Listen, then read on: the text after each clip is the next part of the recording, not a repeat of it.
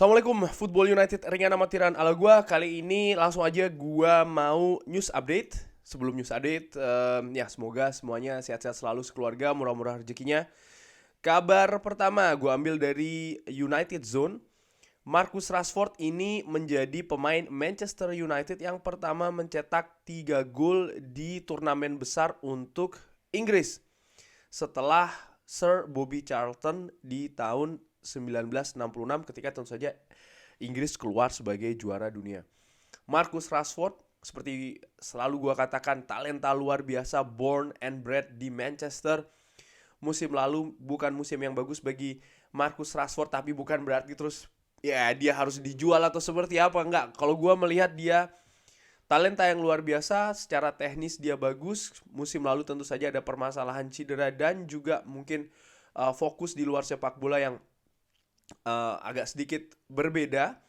Tapi musim ini manajer baru, kepercayaan diri yang baru memperlihatkan sejauh ini Marcus Rashford tampil luar biasa bersama dengan Manchester United dan juga timnas Inggris.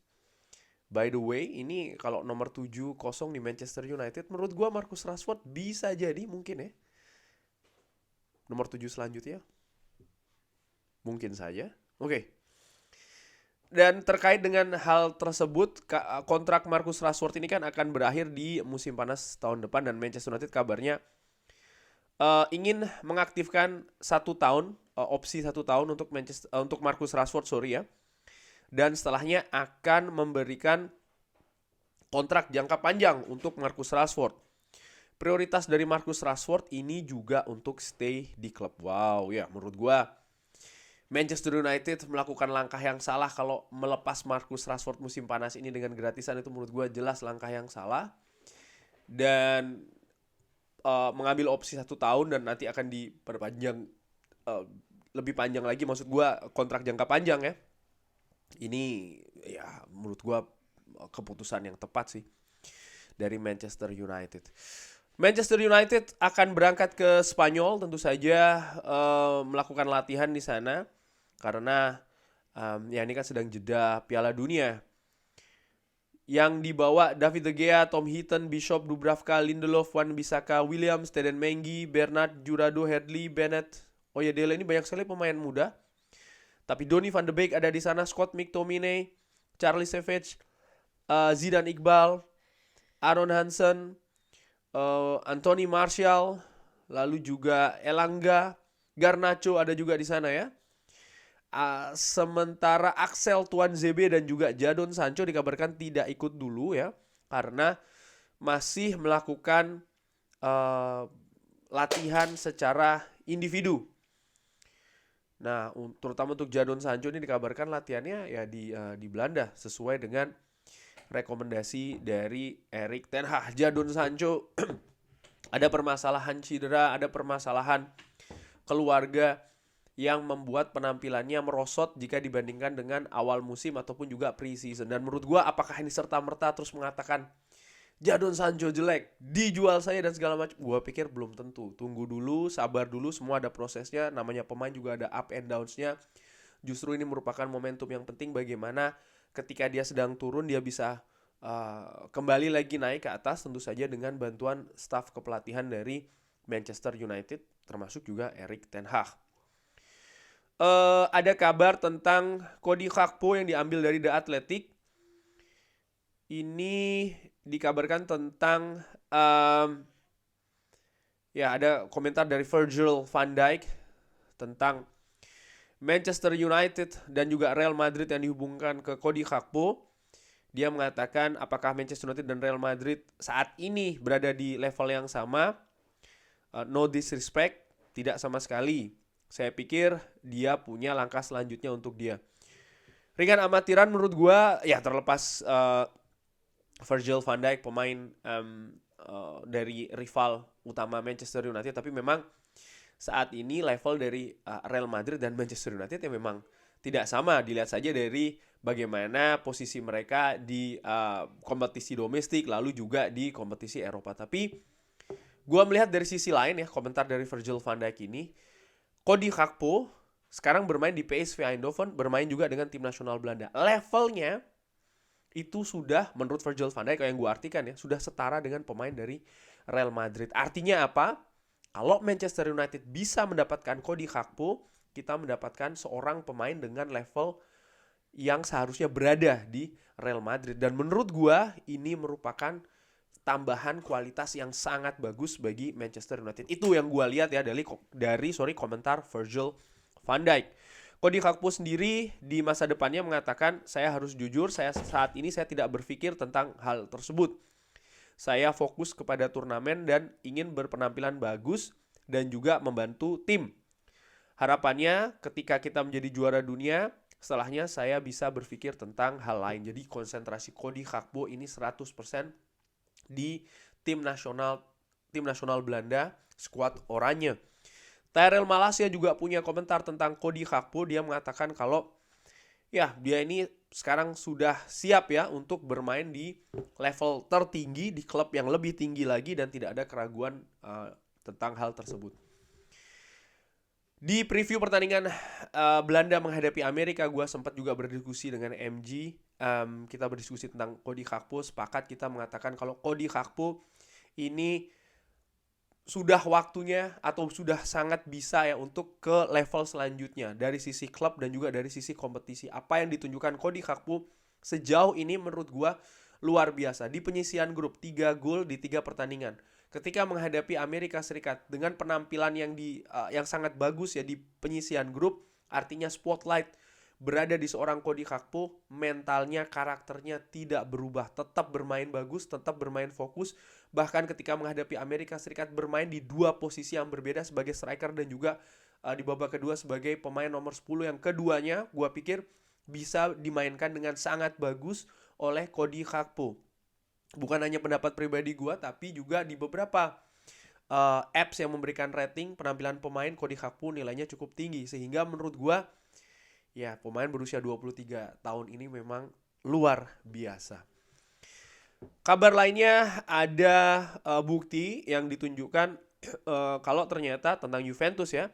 Kalau Juventus ini menolak proposal dari Manchester United di bulan Agustus 2021 untuk menukar Van de Beek dengan Weston McKennie. Wow.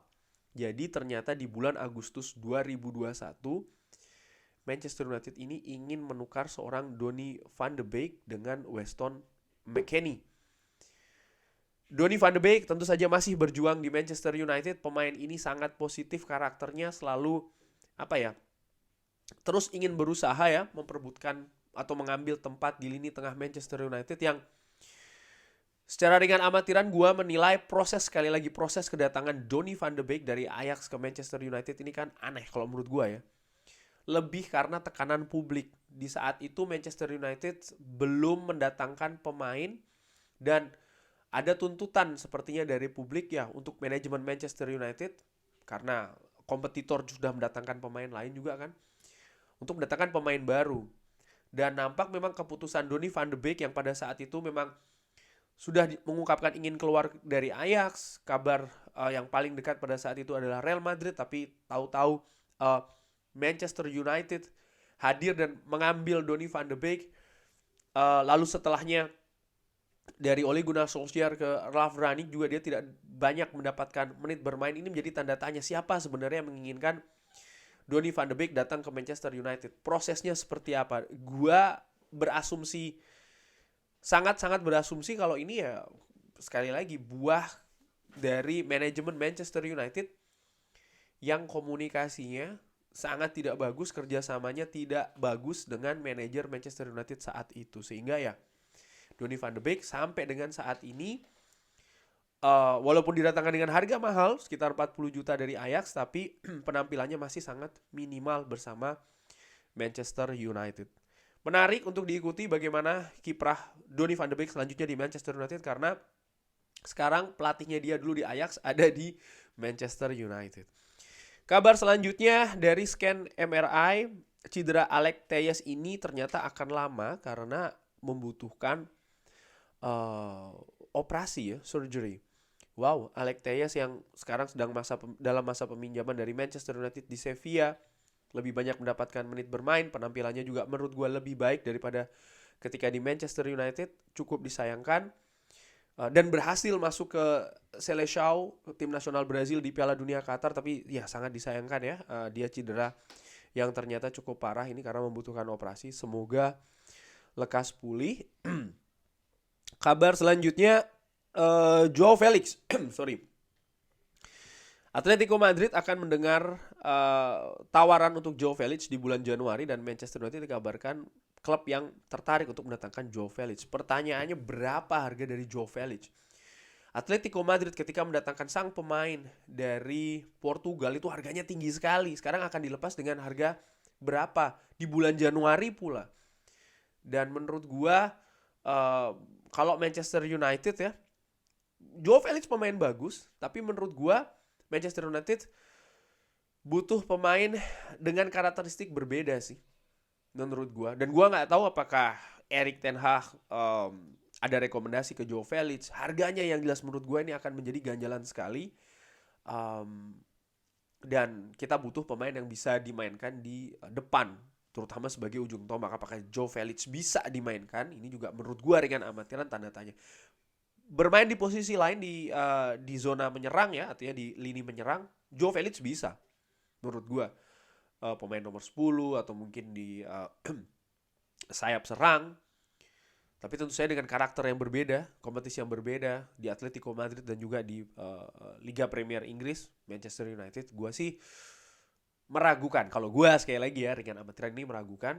Dan ditambah itu tadi yang gua katakan, faktor harga dari Joao Felix menurut gua akan sangat tinggi.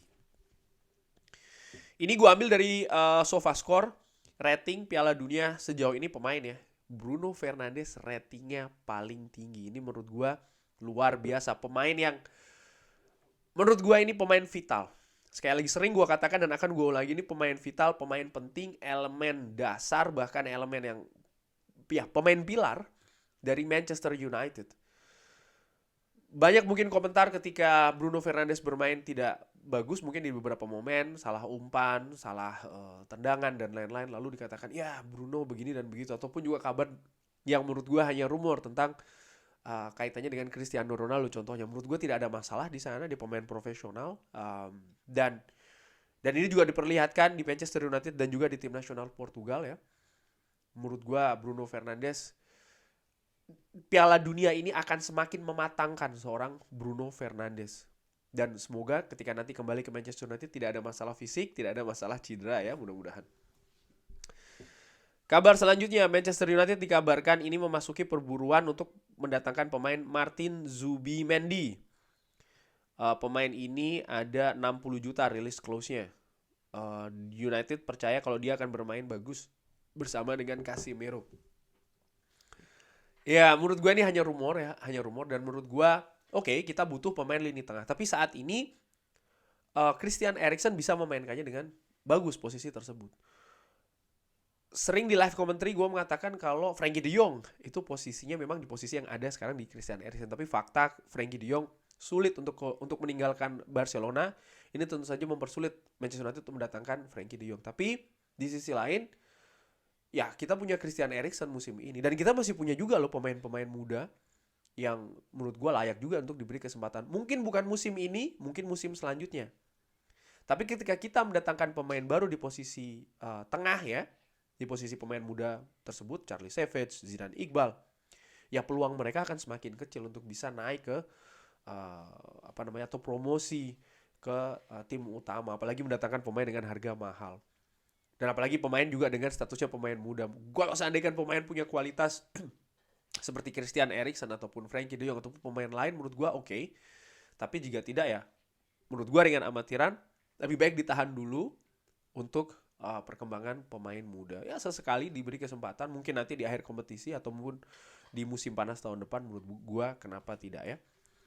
Kabar terakhir ini dari Footy Insider, gue ambil dari MUFC MPB. Liverpool ini mengkhawatirkan kalau Director of Research Ian Graham yang akan keluar dan bergabung dengan Manchester United dengan Michael Edwards.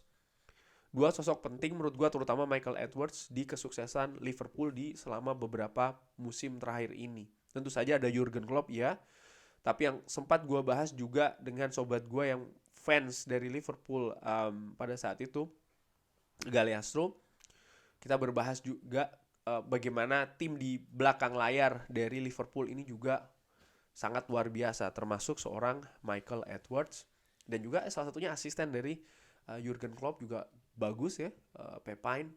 Jadi ini kan kerja tim sebenarnya menurut gue. Memang betul sosok Jurgen Klopp ini merupakan elemen penting, tapi orang-orang di kelilingnya juga menurut gue juga sosok penting. Sama seperti Pep Guardiola, bukan hanya Pep Guardiola tapi juga Siki Bergenstein dan juga orang-orang lainnya yang bekerja mendukung, mensupport seorang Pep Guardiola di belakang layar ya.